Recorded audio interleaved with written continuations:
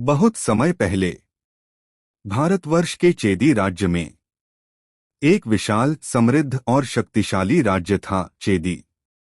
वहां के राजा थे दम्भोश और उनकी रानी थी श्रुतश्रवा। रानी श्रुतश्रवा कोई साधारण स्त्री नहीं थीं। वे वसुदेव की बहन थीं। और वसुदेव कौन थे? वे थे श्री कृष्ण के पिता। इस प्रकार शिशुपाल श्रीकृष्ण का फुफेरा भाई था। हाँ, जिसका अंत स्वयं श्रीकृष्ण के हाथों होना था, वह उनका अपना रिश्तेदार था। अब सुनिए कहानी की शुरुआत। एक दिन रानी श्रुतश्रवा ने एक पुत्र को जन्म दिया। पूरा महल खुशियों से भर गया। राजा दम्भोश ने उत्सव की तैयारी कर दी। लेकिन जैसे ही दाइयों ने बालक को देखा, सभी डर से कांप उठीं। उस बालक के 3 नेत्र थे और 4 भुजाएं। उसका रूप असाधारण और भयावह था। महल में सन्नाटा छा गया। रानी रोने लगी, हे भगवान, मेरे पुत्र के साथ यह कैसा हुआ?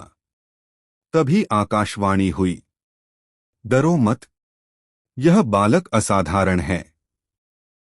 जिस व्यक्ति की गोद में जाते ही इसके अतिरिक्त हाथ और तीसरा नेत्र गायब हो जाएंगे, उसी के हाथों इसकी मृत्यु होगी। यह सुनते ही माता का हृदय टूट गया। अब वे हर आने वाले व्यक्ति को ध्यान से देखने लगीं। राजा, मंत्री, रिश्तेदार, मित्र सभी बालक को गोद में लेते, लेकिन कुछ नहीं होता। समय बीतता गया। एक दिन बलराम और श्रीकृष्ण वहां आए। रानी श्रुतश्रवा जानती थीं, यह उनके भाई वसुदेव के पुत्र हैं। उन्होंने प्रेम से कहा, कृष्ण आओ, अपने छोटे भाई को गोद में लो। जैसे ही श्रीकृष्ण ने शिशुपाल को अपनी गोद में लिया, चमत्कार हो गया। उसकी अतिरिक्त 2 भुजाएं गायब हो गईं। तीसरा नेत्र भी लुप्त हो गया। वह बिल्कुल सामान्य बालक बन गया।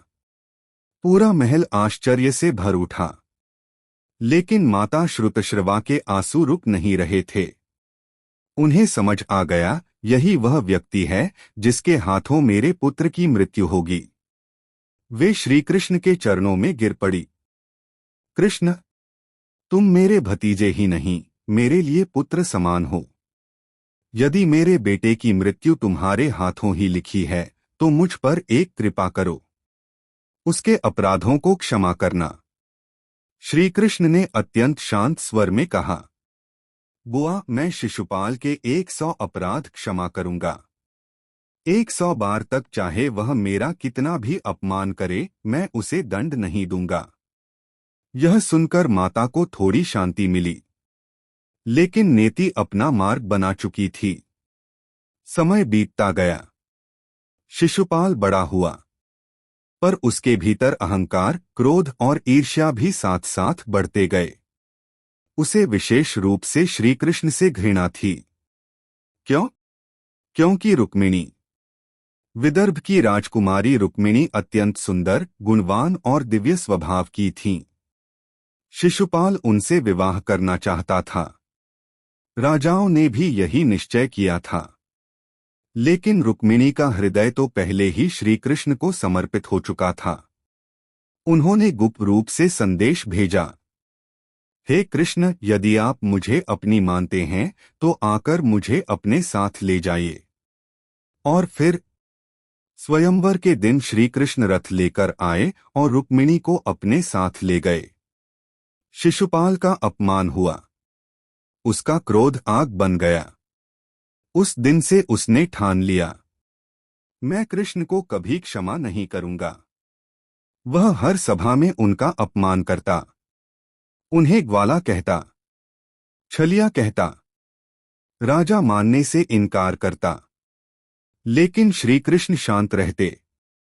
वे बस गिनते रहते, 1, 10, 50, 90। फिर आया वह दिन जिसने इतिहास बदल दिया। राजसूय यज्ञ। युधिष्ठिर ने राजसूय यज्ञ कराया। पूरे आर्यावर्त के राजा, ऋषि, योद्धा, महापुरुष वहां आए।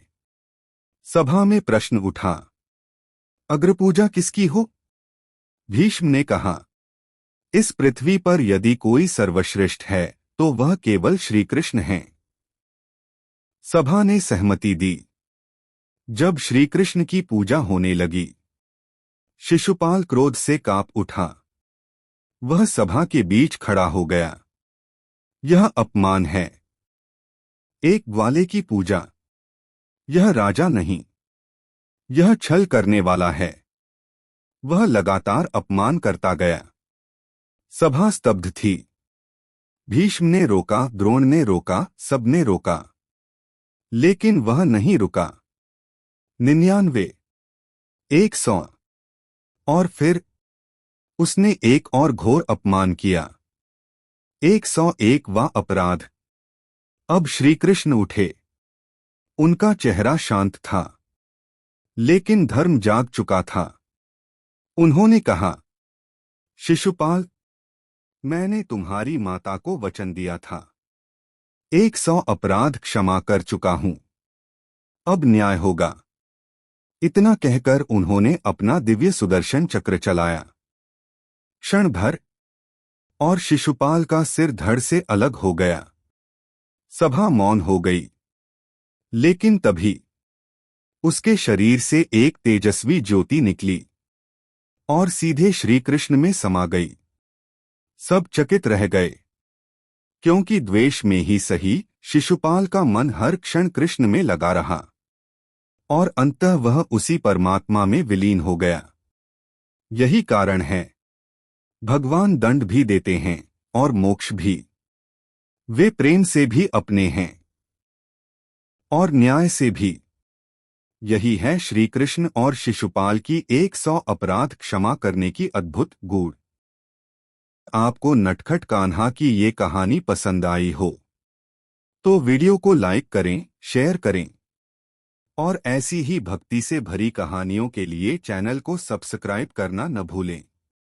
बेल आइकन को दबाना बिल्कुल न भूलें, जिससे मेरी वीडियो आप तक सबसे पहले पहुंचे। धन्यवाद।